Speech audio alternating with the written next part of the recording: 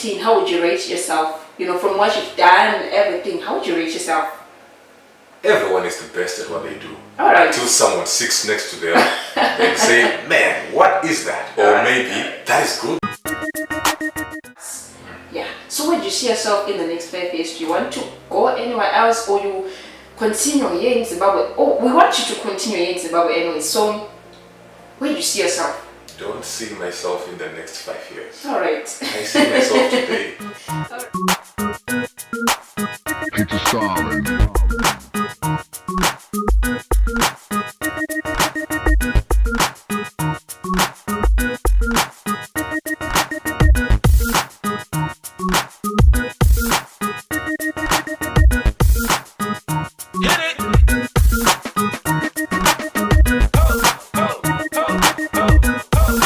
How are you doing? I hope I find you wherever you are.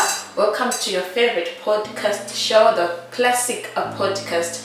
I have a guest with me today. Yes, something to share with us. I hope you enjoy. I hope Farira. Let's gather here. We see a lot of poems. Let's gather. All poets. Let's gather here.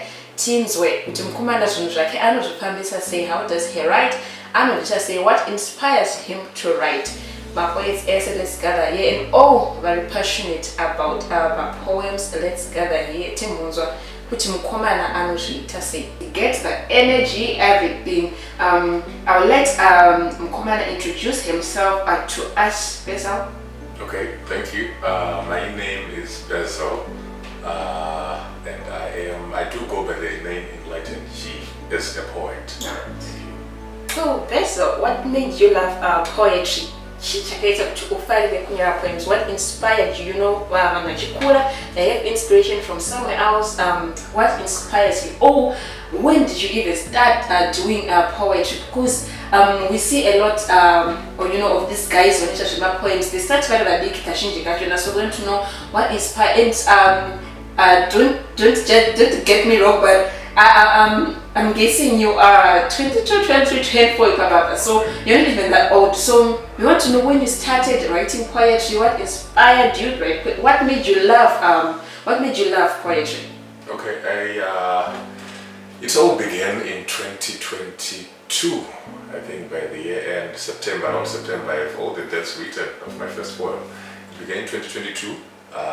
That's when I wrote my first poem. All right. Yeah, I would say I began writing because of idleness. All right. I like reading. I read a lot. So having been a reader for quite a long time, I became a writer. All right. Because I didn't have anything to do during that time. I was that idle. So when I started writing, I remember I wrote something with the title, Dear Black Girl. Then I wrote something, and then after a while, I had a friend of mine who came to me, who read what I was writing. He loved it. All right. Loved it. And he's the one that gave me the idea of poetry. And he was like, man, you got to be a poet. You have But to. I didn't know I had it in me. But his confidence gave me a lot of confidence. He told me I could be so much more than I thought to be. Alright, so idleness is actually a good thing. You can get something from it. Somewhere they started writing music, and then there's you with fire. So I wanted to ask you.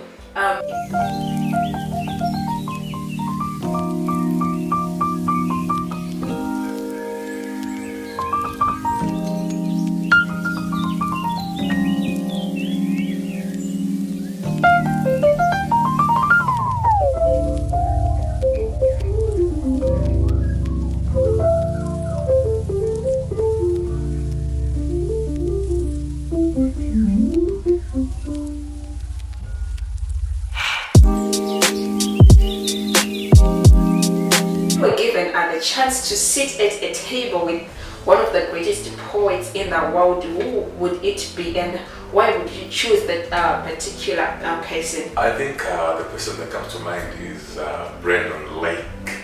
He's an American. Mm-hmm. Yeah, he won America's Got Talent in 2022. the first spoken word artist to do so.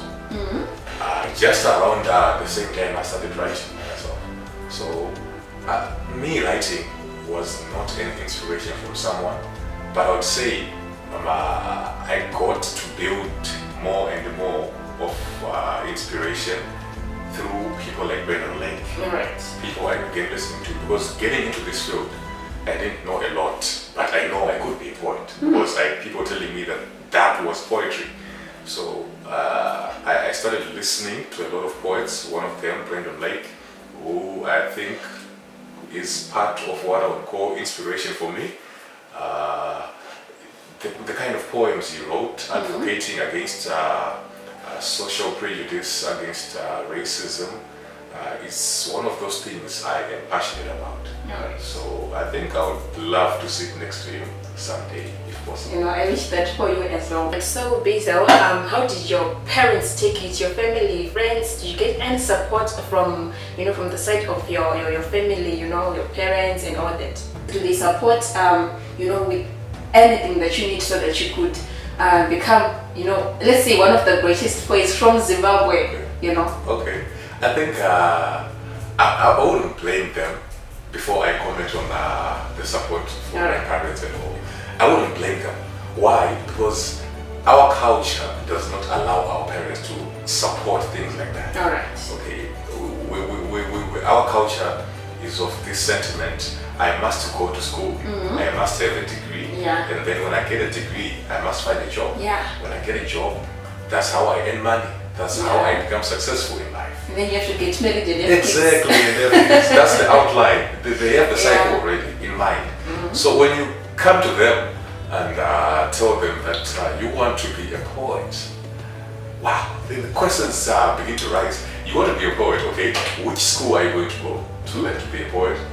And then I remember I didn't get quite the support from my parents. Okay, when I began doing this, I wasn't doing it on a larger scale like I am today, but I wrote something, and then I knew I wouldn't get the support I needed, but I did what I did to make sure that I recorded my first poem. I went to the studio. I had a friend of mine who had a studio. I went to the studio, recorded one piece. After recording it, I did a video of it. After the video, I uploaded the video. Then my parents saw the video. When they saw it, yes, they loved it. They were quite moved by the fact that their son was writing stuff that's so inspirational. But for them to dig into that and say, let's support this to the extent we say he needs money for recording, let's give him money for recording. He needs money to do a video, let's give him money to do a video. That's a waste of money for them. They wouldn't do that. So, but they loved it and told me to keep on. So I think that kept me on. The fact that my parents, they are supporting me, not financially, but they were supporting me. That's all you need anyway. You just need them behind your back. No, financially, another story. You just need them behind your back. So that was best off for you for this segment. Remain so we'll take a break, but do not go anywhere. We will be right back.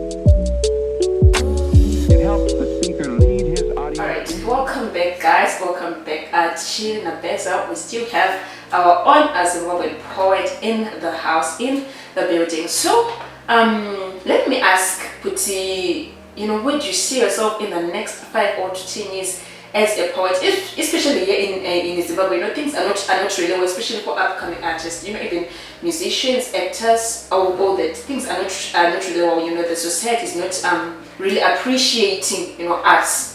Yeah. So where do you see yourself in the next 5 years? Do you want to go anywhere else, or you continue here in Zimbabwe? Oh, we want you to continue here in Zimbabwe anyway. So where do you see yourself? Okay, I think I've heard that question a lot of times now. Yeah. But here's my answer. I don't see myself in the next 5 years. All right. I see myself today. All right. Like today, I challenge myself on what I have to do today, not in the next 5 years. All right. I'm not in 5 years ahead. I'm not You're 5 looking years 10 behind. years. You're not. I'm here today. All right. So this, what we're doing today, it's quite an achievement for me. Yeah. So it's going on my bucket list, and I'm a tick on it. I have achieved this and this today. So I see myself today. All right. So if you ask me what I'm doing today, I tell you what I'm doing today, not what I'm doing in 5 years. Because I cannot predict or say or see myself where I'm not. I see myself where I am. No, I was not expecting that answer, but let me say that is satisfactory. You know, I'm satisfied. Okay, So thank you. from 1 to 10, how would you rate yourself? You know, from what you've done, everything, how would you rate yourself? Everyone is the best at what they do. All right. Until someone sits next to them and say, man, what is that? Or maybe that is good. So I would say everyone is the best at what they do. All right. Brendan Lake is the best at what he does before I tell him he's good. Soldier Love is the best, was the best at what he did before we told him he was good. We would talk about who else, Trevor Longo. They are good before we even tell them they are good. All right. So I think that's what every artist needs, All right. to tell themselves, to see themselves good before somebody else Tells sees them them or tells them that they're good. All right. So if you ask me, I would rate myself 10 out of 10 before you get me 1 out of 10. I am a 10. All right, I get that. We all want to be. In fact, we're all good at what we choose. How does this little man grow to ill-treat the one that made sure he grew? How does he get to think inferior of the one that looked after him in his tender ages? Even so, she fell victim. Docility-driven minds, not passive but passionate, not aggressive but attentive. Today they still raise men, great men who think better of themselves than the ones that better them. I'm amazed. Why aren't you? I feel transformed. Why don't you? I've seen the fruits of change. Why haven't you? The whole world awaits what you deprive it of. You've been a victim of different insecurities which came from different directions. Hatched through them like a hen looking for life, only to discover that the temperatures were unlikely fit for you. But still, you strive through sheer force of will to counterface racism, subjugation, prejudice. Yes, prejudice. He dazzled, and all he saw was an extra. I mean, an anchor. Yes, a non-identical being, they say. Theories of a system that's been defeated over and over again. In Lady G's abstain, let her gain, no pain, but I'm just saying. Even God says she was to help, not to be helped. Don't say you're helping her when job is still gender-based. When he still gets to make decisions, when we still have divisions, it's time to make provisions. I'm bothered? No. Does it bother you that a woman can do better what you do good? Dear black girl, check your time. It's a minute past anger, a decade past docility, a century past inactivity, no more passivity. I cherish a world where she doesn't have to be so strong because he has her back. I cherish a world where she doesn't lose privilege because her skin is dark. God's created her to help. But if you ask yourself if she's happy to help, is she helping or doing? Even so, her sacrifice is not remunerated or appreciated in any way. In Lady G's, you've been enlightened. Stay woke. Thank you guys for tuning in, and we want to thank our guest Bezel Hungwe. Let me just call him this, the greatest poet I have ever seen or I have ever heard of here in Rishabane. So I would like you to come back next time with more and more poets, more and more advice for these youngsters who are growing. So don't forget guys, kunutarisao pama social media platforms ake Taura Enlightened G on YouTube, on Twitter, on Facebook, and everywhere else. Tune in Pama platforms ake, and also don't forget to tune in on your favorite podcast show, the classic podcast, on Facebook, on YouTube, and on Twitter.